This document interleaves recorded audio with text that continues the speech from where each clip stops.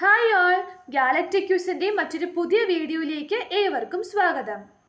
അഖില Kerala വായനോത്സവം school തല മത്സരം December 5-നാണെന്ന് എല്ലാവരും അറിഞ്ഞു കാണുമല്ലോ. അതിനാവശ്യമായ കുറച്ച് ചോദ്യോത്തരങ്ങളാണ് ഈ വീഡിയോയിൽ ഉൾപ്പെടുത്തിയിരിക്കുന്നത്. ലോക പ്രശസ്ത പുസ്തകങ്ങളെക്കുറിച്ചുള്ള കുറിപ്പുകൾ അടങ്ങിയ സിനാഷിയുടെ പുസ്തകം എന്ന പുസ്തകത്തിൽ നിന്നുള്ള ചില ചോദ്യോത്തരങ്ങളാണ് ഇന്ന് ഇതിൽ ഉൾപ്പെടുത്തിയിരിക്കുന്നത്. ഒന്നാമത്തെ ചോദ്യം, ഈ പുസ്തകത്തിൽ എത്ര പുസ്തകങ്ങളെക്കുറിച്ചുള്ള വായനാക്കുറിപ്പുകളാണ് സിനാഷ തയ്യാറാക്കിയിരിക്കുന്നത്? ഉത്തരം 87 പുസ്തകങ്ങൾ. 87 പുസ്തകങ്ങളുടെ വായനാക്കുറിപ്പുകളാണ് ഈ പുസ്തകത്തിൽ സിനാഷ കുറിച്ചിട്ടുള്ളത്. ഏത് വർഷം മുതൽ ഏത് വർഷം വരെയുള്ള വായനാക്കുറിപ്പുകളാണ് സിനാഷ ഈ പുസ്തകത്തിൽ ഉൾപ്പെടുത്തിയിരിക്കുന്നത്? ഉത്തരം 2018 8-ാം മാസം 21 മുതൽ 2023 6-ാം മാസം 9-ാം തീയതി വരെയുള്ള വായനാക്കുറിപ്പുകളാണ് സിനാഷ ഈ പുസ്തകത്തിൽ ഉൾപ്പെടുത്തിയിരിക്കുന്നത്.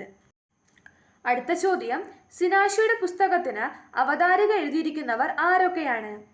ഉത്തരം doctor AM Sreedharan, CM Vinayachandran. Doctor AM Sreedharan, CM Vinayachandran എന്നിവരാണ് സിനാഷയുടെ പുസ്തകത്തിന് അവതാരിക എഴുതിയിരിക്കുന്നത്.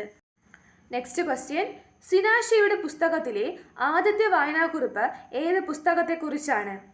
ഏണസ്റ്റോ ചെഗുവേര ധീരതയുടെ ഇതിഹാസം.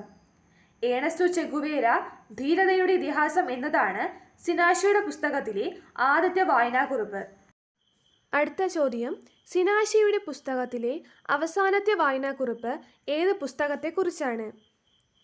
ഉത്തരം ഫ്രാൻസ് കാഫ്കയുടെ ദുർഗം എന്ന നോവലിനെ കുറിച്ചാണ്. ദുർഗം എന്ന നോവലിനെ കുറിച്ചാണ് സിനാഷയുടെ പുസ്തകത്തിലെ അവസാനത്തെ വായനാക്കുറിപ്പ്.